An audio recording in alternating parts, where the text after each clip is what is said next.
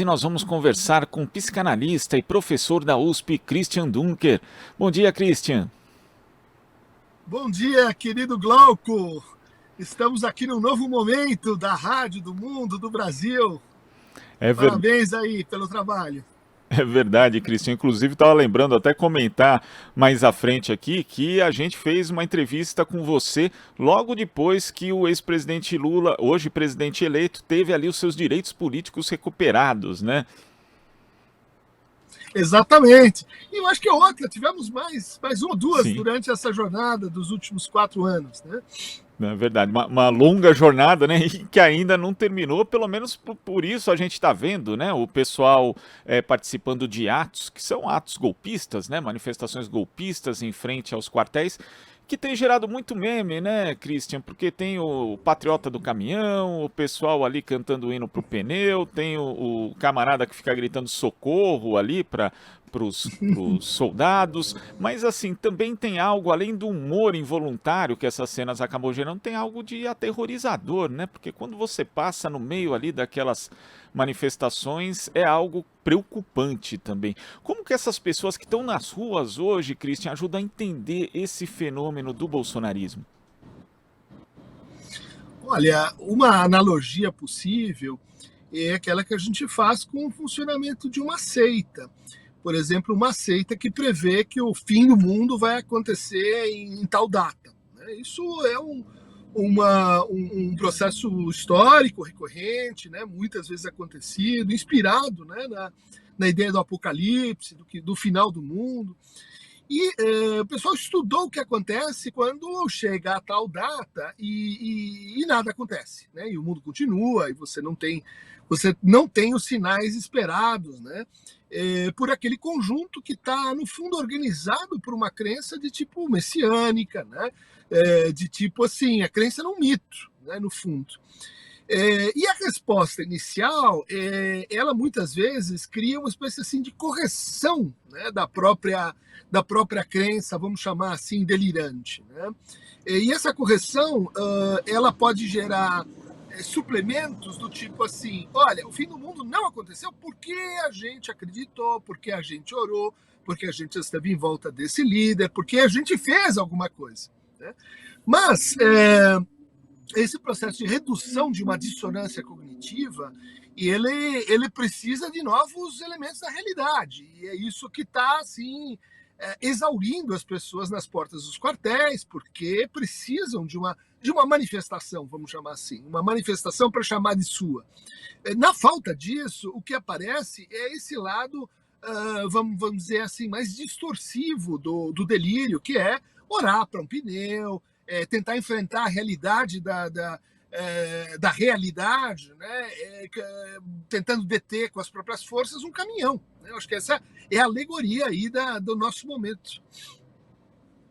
Essa referência de seita, né? Porque quando se prevê o fim do mundo e aí depois tem que se arranjar uma justificativa por que o mundo não acabou e a seita continuar, porque nós vimos diversas vezes ali em manifestações sendo anunciadas fake news e o pessoal comemorando, por exemplo, prisão de Alexandre de Moraes. O pessoal isso, Uhum. comemorava, via que era fake aquilo. Mas a vida continuava, eles continuavam ali naquela manifestação. Bolsonaro decretou a intervenção federal, também depois via que era mentira e continuava. Quer dizer, apesar dessas expectativas frustradas, de todas as mentiras que circulam e depois se mostram mesmo falsas, esse pessoal continua, esse engajamento ali, ele prossegue mesmo nesse estilo de seita que você aponta, Christian?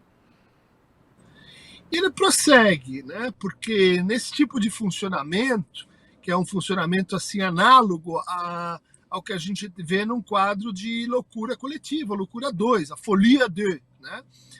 Que é um quadro clássico onde você tem uma pessoa em geral, né, que é o irradiador do delírio, né? E os outros que ou são pessoas assim, uma criança, ou pessoas mais vulneráveis, ou pessoa com uma limitação, às vezes, cognitiva, né? Que se envolvem em torno desse foco delirante para encontrar uma segurança, uma proteção. Então, quando você vai desfazer um funcionamento de seita assim, você tem uma medida primeira que é afastar a pessoa daquele meio. né? Enquanto ela continua recebendo mensagens, né, não são de confirmação, mas são de vinculação. Foi isso que você descreveu aí. O Moraes foi preso. Nós sabemos que não, mas nós acreditamos juntos que sim. Então a gente continua um tempo ainda praticando, ainda envolvido nesse ritual, né? A gente tem aí um segundo elemento concorrente, que é assim, a identificação com o agressor, né? Então, na medida que alguém nos oprime, na medida que alguém fala muito, vamos dizer assim, opressivamente com a gente durante muito tempo, na medida em que a gente vai se sentindo nas mãos do outro, ou seja, tudo depende daquela pessoa. Não só, né, essa loucura 2 vai a 3, a 5, a 10, vai crescendo, mas também a gente tem esse processo de assim, procurar manter o vínculo com o agressor, porque ele se transformou num vínculo amoroso, né? Então, esses rituais, eu passo, né, à noite em frente ao quartel, cantando e etc., ele é como um análogo, né, de uma declaração amorosa, de uma serenata, né, que aquela pessoa vai no balcão e canta, e invoca. Daí fica mais complicado, né? Vai demorar mais tempo, você precisa afastar a pessoa do núcleo irradiante, e você precisa confiar que assim uma certa constância da realidade vai desmanchando isso, né? Mas fiquemos atentos para que não apareçam factoides confirmatórios, porque daí a missa vai mais longe. E é interessante também, né, nessas manifestações, nesses atos, é que, em geral, né, como nas seitas ou nos grandes movimentos de massa, eles se tornam ali, eles se formam, na verdade, em torno de um líder, né, de uma liderança. Só que no caso dos bolsonaristas, essa liderança, que é o presidente, ainda presidente Jair Bolsonaro, ele está sumido já há 17 dias, né, Cristian? Ele simplesmente desapareceu, faz ali publicações muito pontuais nas redes sociais, mas também existe esse comando, né? O comando ali das redes que na verdade vai disseminar informações e também missões na prática, né? Tanto nos grupos de WhatsApp, nos grupos de Telegram. Isso é uma característica também um pouco distinta daquilo que a gente está mais acostumado, né? Quer dizer, essas pessoas a gente sabe que não são manifestações espontâneas, justamente por isso, né? Existe um comando ali que acaba tomando ali, né, a distribuição nos grupos de WhatsApp e de Telegram. Mas é uma característica distinta que você pode até abrir mão da figura do líder por um tempo, que na verdade eles conseguem manter alguma coesão mesmo assim? Não só uma característica do processo, como é típico, né? Imagina a figura de um líder em que, bom, o mundo tinha que ter acabado. Não acabou. O que ele faz? Ele se retira, né? Ele cria uma distância e ele diz assim: olha, eu estou aqui, mas eu estou em ausência, né? Eu estou assim olhando, eu estou meditando, eu estou pensando. Sim, porque está vendo quais são os impactos, né? O clamor, um pouco assim como aquela pessoa que não vai na festa, para todo mundo ficar pensando por que ela não veio, como é que a gente faz para trazer essa pessoa de volta, né? Que é próprio para esse momento, porque do outro lado tem um cálculo político de onde essas manifestações podem envolver algum rastilho de pólvora, podem mover alguns atores institucionais, pode se transformar de fato num movimento perigoso para a democracia, né? Então esse silêncio ele é assim uma aposta de que pode acontecer uma brecha, né? Pode acontecer uma brecha, um golpe verdadeiro para, enfim, atacar o resultado das eleições. O que a gente pensa assim, né? Um pouco improvável, mas levanta um certo temor, né? Porque esse clamor, né? O grande líder está na sua caverna meditando e etc., uma hora vai poder se transformar em um grande líder está fugindo. E ele nos deixou aqui, estamos assim diante de alguém que é medroso e que não sabe o que dizer e isso pode ser assim profundamente desastroso para a comunidade bolsonarista. E, Christian, você falou, né, de uma possível saída dessas pessoas para que elas voltem à realidade, né, que saiam desse mundo paralelo, seria afastá-las da fonte, né? Mas como é que afasta da fonte? Porque hoje essa fonte muito é o celular, por exemplo, né? As fake news a gente sabe que elas sempre existiam, mas que elas contam hoje não só com a velocidade das redes sociais, mas também com as chamadas bolhas. As pessoas acabam presas em ecossistemas próprios de informação ali e praticamente não tem contato com qualquer dado que contraste aquilo que acaba circulando nesses meios. Como é que a gente enfrenta isso, Christian? Como é que a gente traz essas pessoas para a realidade tendo esse concorrente tão forte que é o celular e que é esse sentido de pertencimento a um grupo como os bolsonaristas têm? Olha, o celular, ele por si só, eu acho que ele não sustenta o processo, né? Você precisa do celular como um instrumento de capilarização, mas a eficácia depende de que você tenha uma relação pessoal com o líder, né? O líder ele não pode estar lá assim o tempo todo na montanha, ele tem que aparecer no teu cotidiano, né? E veja, nós vínhamos de um funcionamento onde o Bolsonaro publicava até 20 twitters por dia, né? Por que que, o celular funcionava? Porque ele estava sendo alimentado, né? Gabinete do ódio, havia um conjunto de irradiações em torno dessa pessoa, né? Com quem as pessoas acreditavam estar falando assim no seu dia a dia, né? Recebendo mensagens, interpretando os obstáculos da vida cotidiana. Então, esse afastamento, ele promove o seguinte: ou volta com uma mensagem gloriosa e corretiva, ou vai haver um deslocamento para outra liderança assim, pessoal. O que em geral, assim, demora um tempo, nunca é uma coisa muito bem sucedida, envolve você refazer o processo todo de constituição da seita, né? No fundo vai ter que ser outra, vai ter que ser uma seita renovada, vai ter que ser com outros propósitos, porque o característico da coisa é que tem que ser esse, né? A insubstituibilidade da pessoa. Isso que torna essas crenças teológicas, né, politicamente muito perigosas. Porque não tem essa coisa de, olha, sai você, entra outro que representa e ocupa um lugar simbólico. É você o escolhido, é você o enviado. Não posso dizer assim, olha, vou trocar pelo próximo, né? E, Christian, quando o ex-presidente Lula, hoje presidente eleito, conseguiu ali recuperar os direitos políticos, a gente comentava aqui no Jornal Brasil Atual, né, que era uma vitória ali de Eros contra Thanatos, né? A pulsão da vida contra a pulsão da morte. E isso, desde então, né, não só na disputa eleitoral, mas na própria disputa política, ficou bastante evidente, né? Quer dizer, tinha uma candidatura que falava de vida e outra candidatura que apelava para essa coisa do ódio, né, da violência, porque, assim, às vezes a gente tem que refletir, né, como é que a pulsão da morte, ela que consome tanta energia, né, porque odiar o tempo todo é algo muito custoso, como é que ela conseguiu agregar tanta gente aqui no Brasil, Christian? Bom, mas aí a gente tem vários fatores concorrendo para isso, né?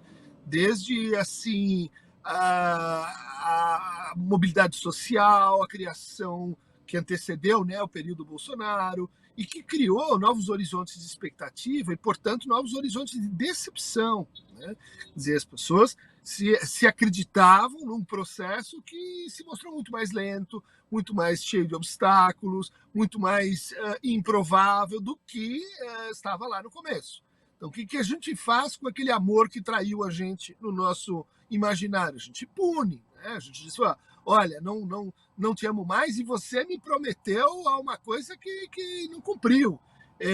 No fundo, uma parte dessa promessa foi sendo criada pela própria pessoa.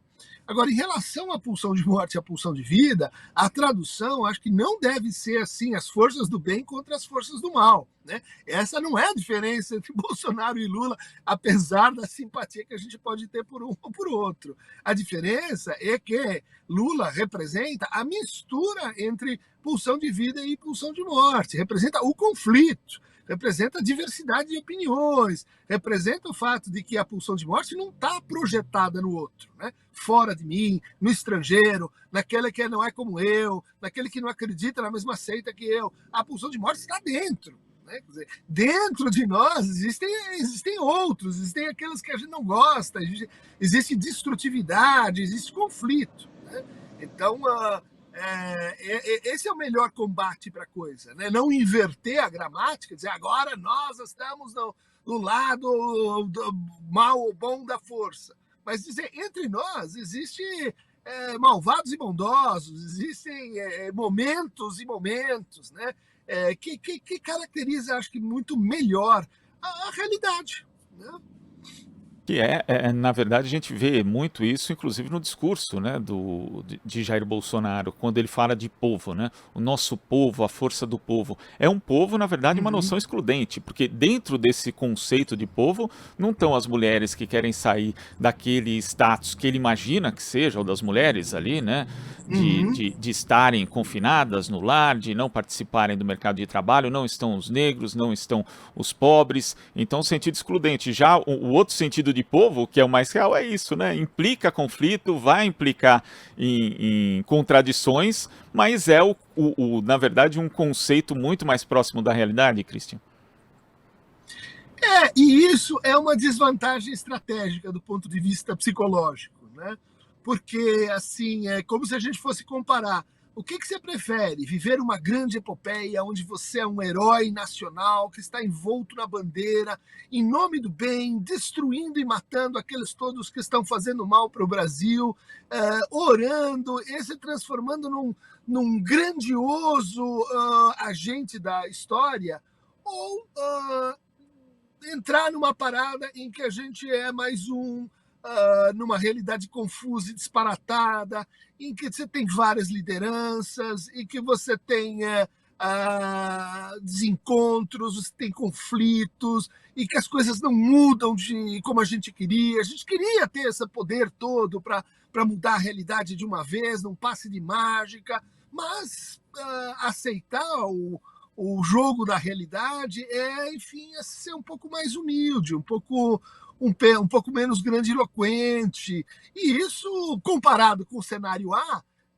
é sempre assim, menos cativante, né? Apesar de ser uma fantasia sedutora que às vezes se depara com a realidade quando a pessoa percebe, por exemplo, que não pode parar um caminhão, né, Cristian? Exatamente. A fantasia, como você falou, né, Glauco? Ela é sempre sedutora e ela é sempre mais agradável que a realidade, senão não seria fantasia, né? Inclusive a fantasia de que o outro está querendo te pegar, que ela te persegue e tal, isso produz uma satisfação libidinal, né? E, como dizia lá o Freud, agora talvez a gente está numa outra oposição, que é o que você prefere? Princípio do prazer, né? Quer dizer, o Xandão foi preso, ou o princípio da realidade, que significa um adiamento do prazer. Olha, vai ter que ser daqui a pouco, não vai ser agora. Aprenda, vamos dizer assim, a lidar com frustrações, com limites, com a impaciência. Christian, queria agradecer a sua participação aqui no Jornal Brasil Atual de hoje, e já fica aí marcado o convite para você retornar aqui, porque a gente vai ter que falar muito a respeito do bolsonarismo ainda. Obrigadão, Christian. Volto sim, Glauco. Um abraço para você, um abraço aí para todo mundo. Abraço. Tchau, tchau. Conversamos aqui com o psicanalista e professor da USP, Christian Dunker. Você está ouvindo Jornal Brasil Atual. As notícias que os outros não dão.